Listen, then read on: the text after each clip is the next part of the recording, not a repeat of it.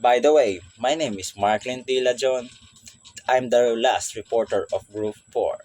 I'm here to discuss about social media and the creation of cybergatus. Hmm, what is cybergatus? Let's find out.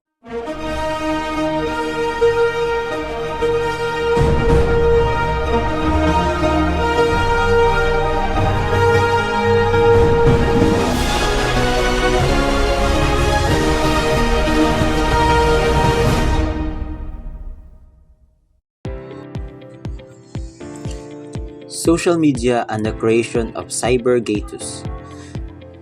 Few media specialists currently contend that the world is becoming increasingly culturally homogeneous. Aside from the nature of multiple audiences and geographical patterns in cultural creation, the internet and social media are demonstrating that the globalization of culture and ideas may take many forms while Western culture remains powerful and media production is still controlled by a handful and powerful Western corporations. The internet, particularly social media, is challenging previous ideas about media and globalization. So let's continue about social media and creation of cybergatus. Social media, like a new all media, have both positive and negative effects. So there's some of news like fake or fact.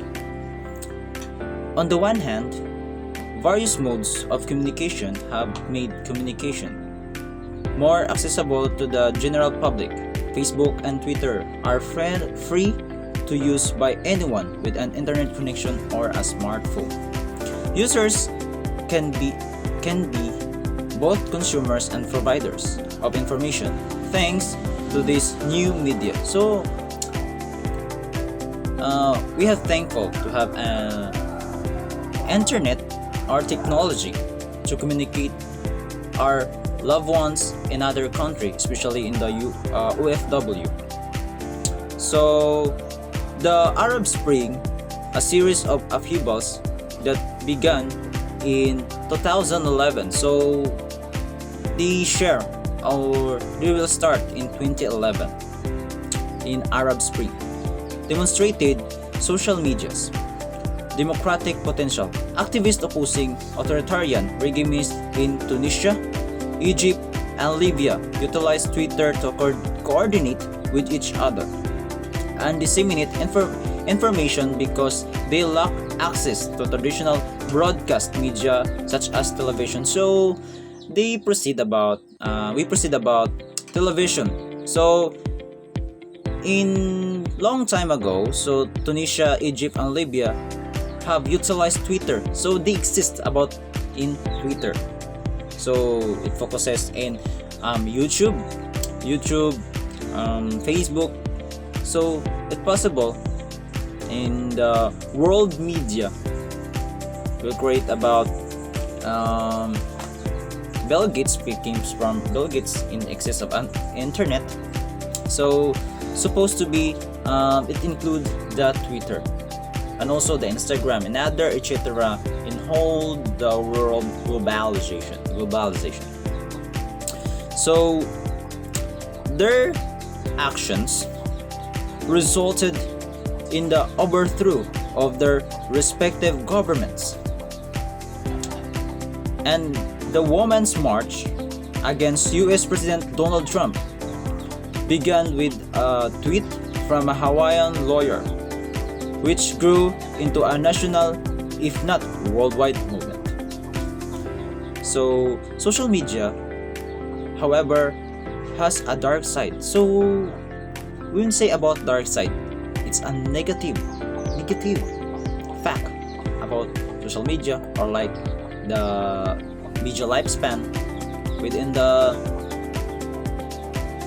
world or exist in the world. Commentators began alluding to the information as a splint internet and the phenomenon of cyber balkanization in the early 2000s to describe the many bubbles people create when they are online. So as we can know, so we know about um, the splendid internet. So this is the main reason. So if we have to communicate other loved ones or the other persons in the another country, so we need they create the cyber balkanization. So in the United States, Democratic Party voters are more likely to visit liberal websites, while Republican Party voters. These limitations, notes an article in the journal Science, has been exacerbated by the nature of social media feeds, which leads users to read articles memes. So as we know already about memes, about that memes and the videos shared by like-minded friends. As a result, being on Facebook might feel similar to being in an echo chamber, where once established thoughts and attitudes are reinforced. So, as we know about the bloggers, that it's familiar about for me, including the memes in the internet, YouTube, and other social media platforms that we know they exist. Okay. So similar being of echo chamber of one established thought and attitude. The echo chamber prevents people from listening to or reading facts or perspectives that contradict their own, making them more biased and closed-minded. So we talk about biases and closed-minded.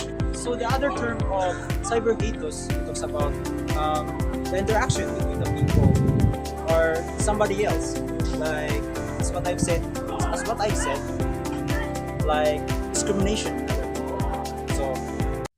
So let's continue about cyber ethos. So in the social media cyber ethos. So Vladimir Putin's the Russian tyrant has hired legions of social media trolls, paid users who harass political opponents. So it means the opponent or the legions of social media and Vladimir Putin's.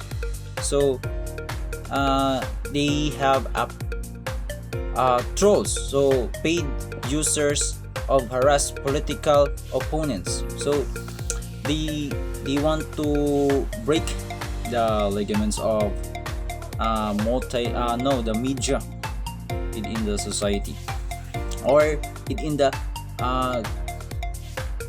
community perspective. Okay, so to control public opinions through intimidation and the propagation of false information. Most recently, Americans' intelligence agencies established that Putin used trolls and online misinformation to help Donald Trump win the presidency, tactic the Russian autocrat is likely to repeat in European elections he seeks to influence. In the place across the world, Putin imitators replicate his strategy of online trolling and disinformation to clamp down on dissent and delegitimize critical media. Critics of the increasingly dictatorial regime of Turkish President Recep Tayyip Erdogan are threatened by online mobs of pro-government trolls who hack accounts and threaten violence. Some of the responses have included threats of sexual violence against women. So they allowed to have trolls towards the negative negative um, negative side within the dictatorial regime towards the Putin. So as a above example demonstrate because social media platforms have minimal content moderators, false information can easily propagate. So within the social media in globalization, so we now have platforms like create false or fake news. So let's continue. Facebook, unlike newspapers, does not have a team of editors trained to sift through and filter material. So Facebook is easily to make fake news, but a newspaper is not beyond or go on to write some fake news. So as will be seen by the large number of individuals who have Facebook accounts, the dark side of the social media demonstrate how even ostensibly open and democratic platforms may be co-opted for undemocratic purposes. As the globalization of media develop, the most serious threat will be worldwide online propaganda. The internet has made by the world so interconnected that the Russian tyrant, for example, may easily sway American elections. So at least at that time, so Russian tyrant is created by a neglect towards the American election. So they easily sway. So dali ra siya na kuan guys, dali ra siya kamitang na hawa beyond this kind of trolls. So in global media landscape that permits politicians to peddle that President Trump's closest aides now refer to alteration facts. People must be watchful and learn how to separate fact from fiction. While we must stay skeptical of mainstream of media and traditional journalism, which may functions on a vested interest basis, we must also argue that some sources are more credible than others, even if both have biases. A newspaper story written by a professional journalist and verified by professional editors is likely to be more believable than a viral video produced by someone in his or her bedroom. People must be able to distinguish between the two.